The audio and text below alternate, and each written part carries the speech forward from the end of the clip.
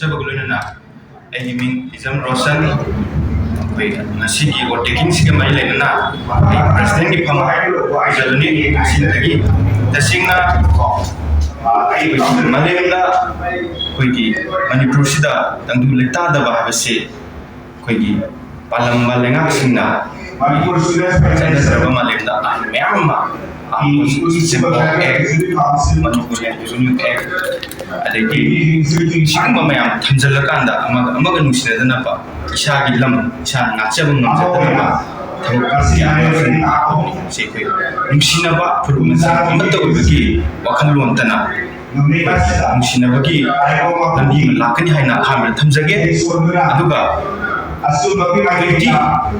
federal executive काउंसिलना यांग लोइनना पांथोक सगदबा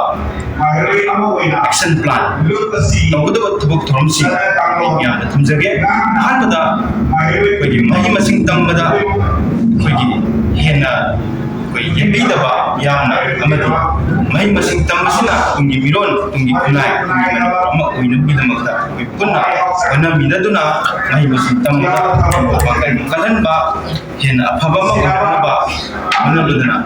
पुन्ना मिनबा अमदि एकोन लाइटिना तमजे हारिबा cabinet खादसु एमएसएसना मखन मखन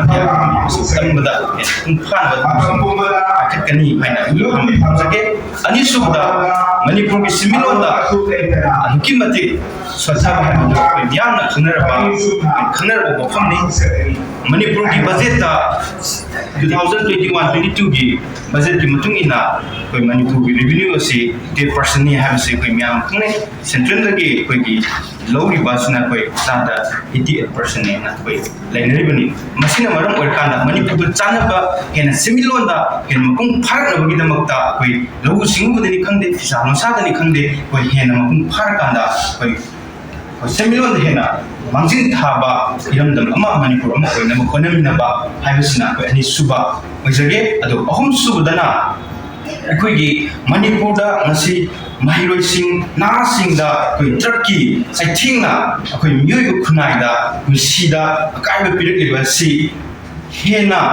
अखोइ कंजनबगिदमक हेन नाथुकसलबगिदमक मणिपुरगा यामना कोइ truck related ओइबो मोंगदा लोंग सेमिदुना अमदि NDPS की कोइ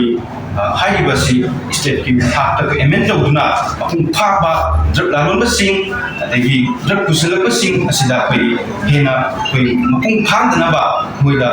कोइ आंग ओइबा जरा फंगनबा फकनबा होनबिबा अमदि एमएसएफ नजु होनबिने हबसिंग थंजगे मरि सुबदा कोइ माहिरोइसिंग खक ओइबा एखोइ तसिंगा कोइ ह्यूमन राइट्स एजुकेशन सेल अमा हांगदोक्तुना कोइ माहिरोइसिंगदा कोइ ह्यूमन राइट्स अदि माहिरोइ अमदा कोइ तमथिबा ओनैबा तमथिबा थबुकसिंग तौरक मतमदा कोइ थेंगनबगिदम कोइ सेल अमा कोइ ngasi 20 एग्जीक्यूटिव कोइ फेडरल एग्जीक्यूटिव काउंसिलना कोइ दौसरे मसि यांग लोइनना कोइ तुमिरो तुमिराय तुमि मनु होनरगनि आई